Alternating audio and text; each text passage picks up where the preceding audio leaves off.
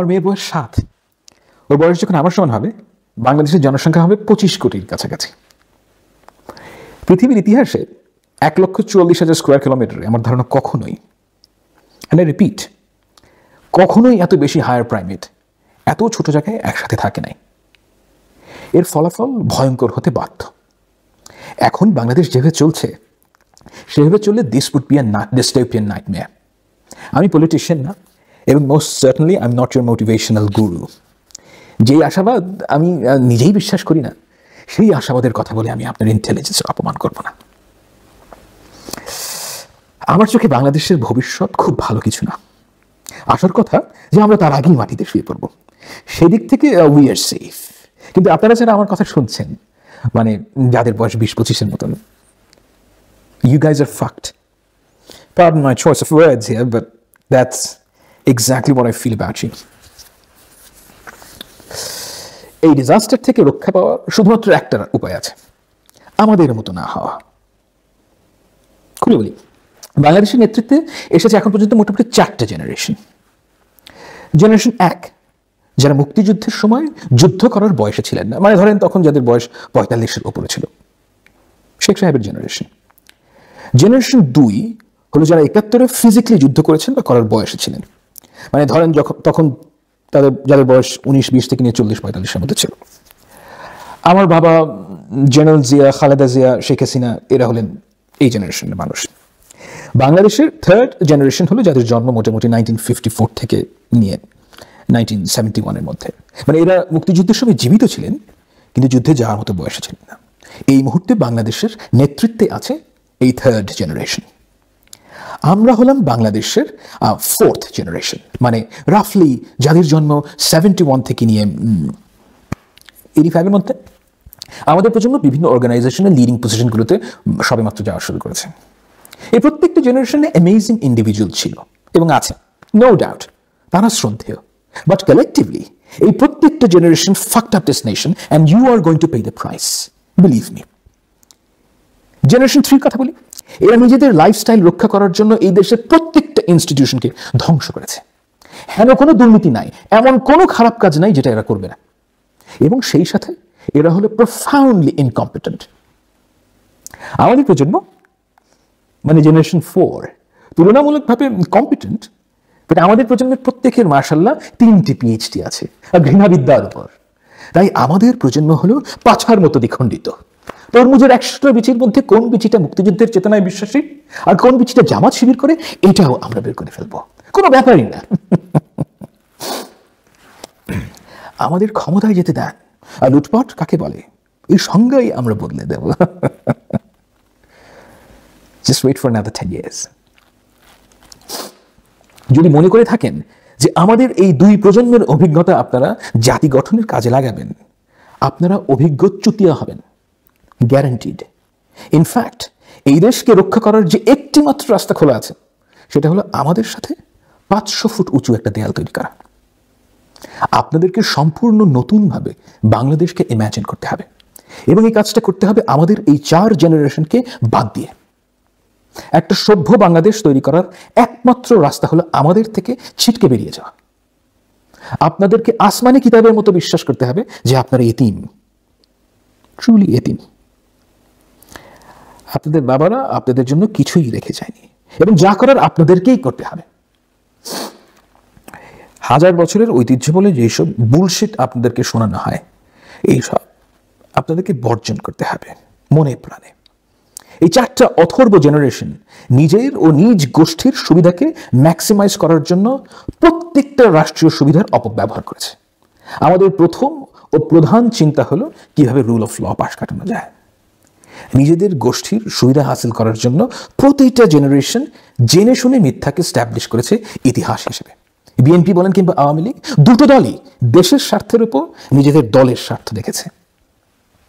মোটের উপর এই প্রত্যেকটা জেনারেশন ছিল চরম স্বার্থপর, অলস এবং ইনকম্পিটেন্ট। তারা ওয়েস্ট থেকে শুধুমাত্র দেখনদারি আমদানি করেছে, কোনো ওয়ার্ক এথিক্স, ভ্যালুজ স্ট্যাবলিশ করতে পারে নাই এবং চায়ও নাই। এরা সবসময় অল্প দিয়ে বেশি নিতে চেয়েছে আদর্শের দোহাই দিয়ে। সেকেন্ড জেনারেশনের তালেবানদের কাছে সত্যের মূল্য ছিল গুলশান কিংবা উত্তরার একটা প্লট দেন কিংবা কোনো দূতাবাসের একটা চাকরি। সে বলবে, হে মানুষ কন্যা, রাত কেটে যাচ্ছে, অন্ধকার কেটে যাচ্ছে, হে মানুষ কন্যা, হ্যান কন্যা, ত্যান কন্যা, এসব করতে করতে এইসব জোকারদের দিনে রাতে 3 বার অর্গাজম হতো। আর থার্ড জেনারেশনের তালেবানদের কাছে ভালো লাগে একটা lucrative government deal. Trust me on this. আমাদের মতো হওয়ার চেষ্টা করলে আপনাদের আমছালা সব যাবে। আপনাদের মূল কাজ হলো আমাদের থেকে আলাদা হওয়া, বাংলাদেশের টক্সিক ন্যারেটিভ এবং ইতরামিপূর্ণ জাইটগাইস্ট থেকে বিচ্যুত হওয়া। কেন এই কাজটা এত গুরুত্বপূর্ণ? আধুনিককালে দুনিয়াব্যাপী বেশিরভাগ মানুষ সংখ্যার ভিত্তিতে জাতি রাষ্ট্রের ন্যায্যতা কল্পনা করে। মানে আরবিট্রারিলি একটা নাম্বার থাকে মনে, কোনো একটা জাতির যদি একটা ভাষা থাকে এবং লেটসে তারা যদি সংখ্যায় 5-6 কোটি হয়, আমরা ধরে নিই যে এই জাতির একটা রাষ্ট্র হওয়া উচিত। সাবকনসিয়াসলি আমরা এভাবেই সিদ্ধান্তে আসি। দেখেন, রাষ্ট্র হওয়ার সাথে জনসংখ্যার কিংবা জাতি ভাষার কোনো সম্পর্কই আমি দেখতে পাই না। সো হোয়াট আপনি সংখ্যায় 15 কোটি। মূল প্রশ্ন হলো আপনি একটা পলিটি কিনা, সেটাই আসল প্রশ্ন। এখন আপনি কিভাবে বুঝবেন যে আপনার জনগোষ্ঠী পলিটি কিনা? আমার কাছে এর উত্তর খুবই সিম্পল। নিজেদের গভর্ন করার জন্য বা নিজেদের সুবিধার জন্য আপনারা লিগ্যাল ফ্রেমওয়ার্কের বাইরে গিয়ে স্ট্যান্ডার্ড তৈরি করতে পারেন কিনা। যেমন ধরেন, আপনার শার্টের সাইজ স্মল, এর মানে হলো আপনার গলার সাইজ রাফলি স্পিকিং 37-38 সেন্টিমিটার। আমি জানি না, বাট কোনো এক সময় আই গেস অনেকে মিলে ঠিক করেছিল যে এই সাইজের গলা তার শার্টকে আমরা বলবো স্মল, রাইট?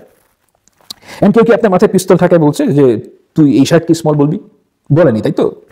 এমনও তো হতে পারে যে শার্টের ক্ষেত্রে গলার মাপ না, বরং শোল্ডারের মাপ দিয়ে স্মল, মিডিয়াম, লার্জ এই ক্লাসিফিকেশন অনেক সুবিধাজনক হতো।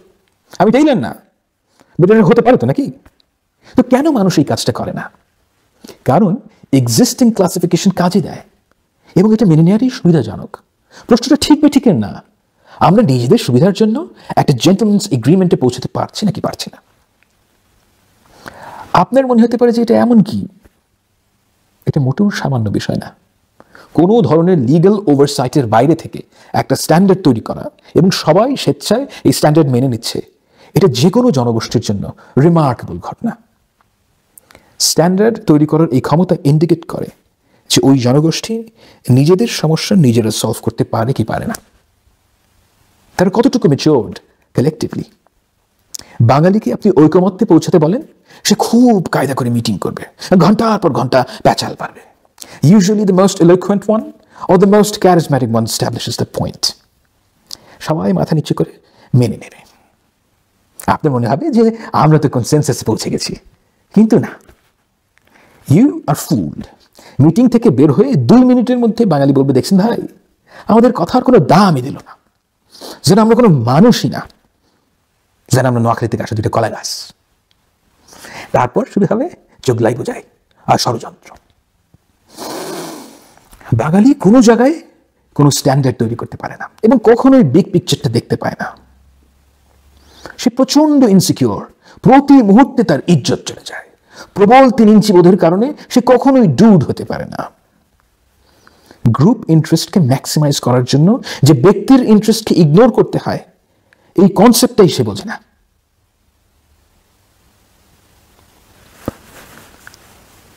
বাঙালি কোনো পলিটি না, তার একটা রাষ্ট্র আছে, কিন্তু সে কোনো পলিটি না। দেখেন, সুপারম্যানের একটা জাঙ্গিয়া আছে এবং আপনি জানেন যে সেটা লাল, কিন্তু আপনি এও জানেন যে এই জাঙ্গিয়ার কোনো ইউটিলিটি নাই। আপনাদের প্রধান কাজ হওয়া উচিত এই জনগোষ্ঠীকে একটা পলিটি বানানো।